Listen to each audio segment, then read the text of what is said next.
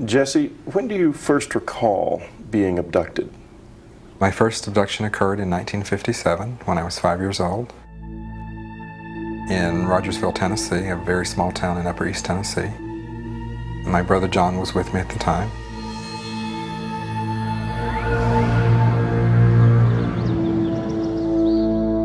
Above the hill behind our house, we came upon what appeared to be a roundhouse under construction. And one man, a taller looking figure, he had a long rod in his hand.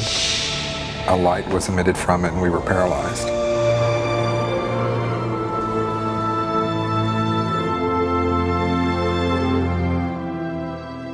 It is at this point that Jesse Long's conscious memory of what happened ends. He says it's only through hypnosis that he's been able to remember the rest of this first abduction. What you are seeing is actual footage of Jesse undergoing hypnotic regression. You will not be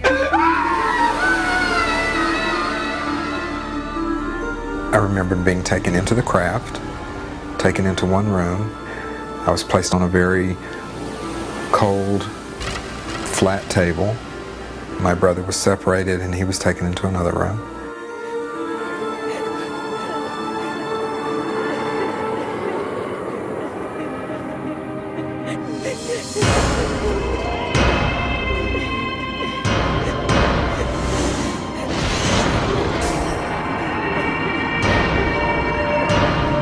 They were doing something down to my legs. I could feel them poking and prodding around my legs.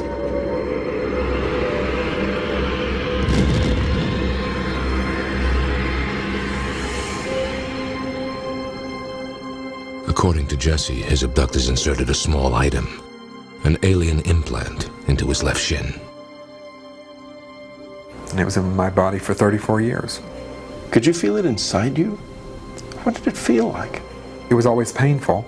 I always had to wear my socks below the incision point because it was painful. In 1991, Jesse had the foreign object removed from his leg. There it is. This is actual footage of that procedure. That's a good half-inch long. This is the object that was in my leg. And unfortunately, during the initial test that was done on it, it was broken into two pieces. But that allowed us to look at the inside. Some have dismissed the object as simply a shard of glass. But when it was analyzed at Southwest Research Institute, a materials analysis facility in Texas, the conclusions suggested a greater mystery. According to the lab's report, the object revealed a very remarkable composition and exhibited unique surface characteristics that cannot be explained, and that the questions outnumber the answers.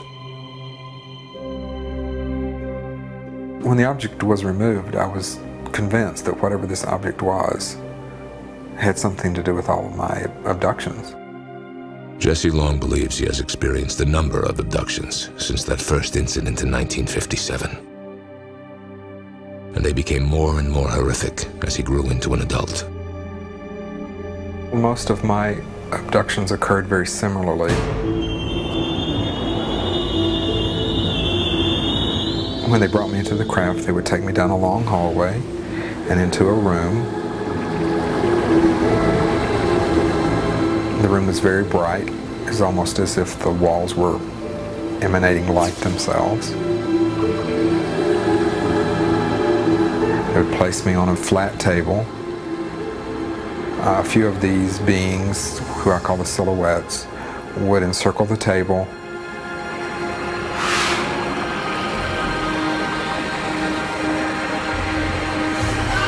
Of course, I was paralyzed and had to be because I was kicking and screaming. I didn't want to be there. They would do different experiments, measure my body, take blood samples, do what I would call body scans, where they would take this device and put it on my chest and almost like take x-rays. But then at age 12, they started taking sperm samples. The The sperm extraction procedure has occurred consistently since I was 12. And they've managed to do it in at least 3 different ways. And it's all very clinical. One, they just use a catheter and take it as they please. Another time, they would use a tube. And both of those procedures, since they are very clinical, it's not sexual at all, it requires some kind of stimulation. And that's where, everyone laughs, but the typical anal probe comes in. The purpose of the probe, obviously, is just to stimulate the prostate so that they can take their sample. That's all that's for.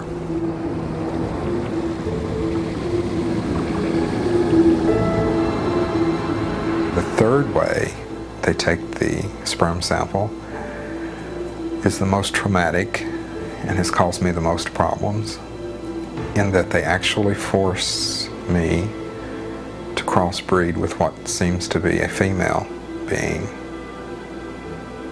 That is the most difficult to deal with. Having intercourse in a sexual way with this female creature that doesn't look, it's obviously not human, and it is so hideous that I just avert my head so that I don't see what this thing is.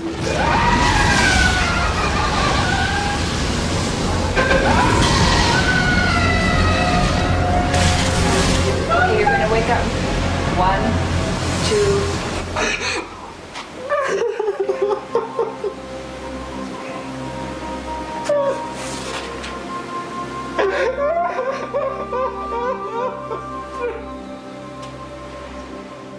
What are we to make of such disturbing tales? Could stories like Jesse's be based on actual events?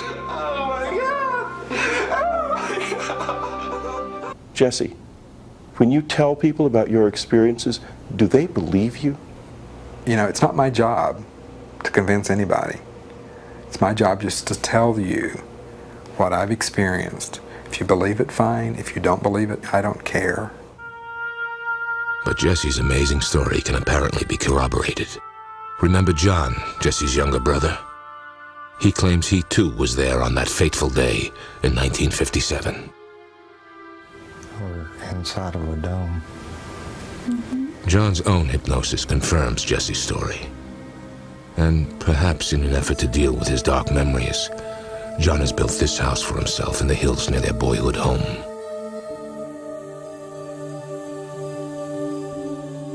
This is evidence that can't be ignored, and the story just gets more and more disturbing. What Jesse says happened to him in 1990 may answer the question that hangs over every abduction account. Why is this being done?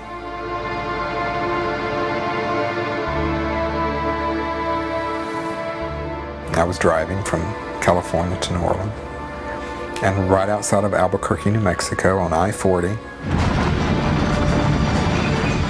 my car was lifted off the interstate up into a craft with me in the car.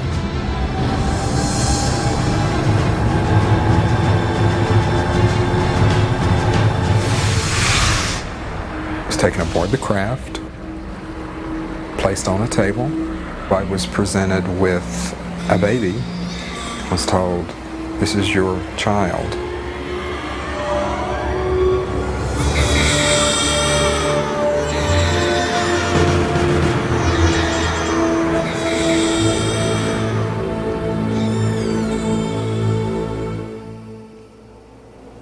What happened then? And there were 9 other children standing along the wall. They all looked at me, and I could see, yes, they were mine.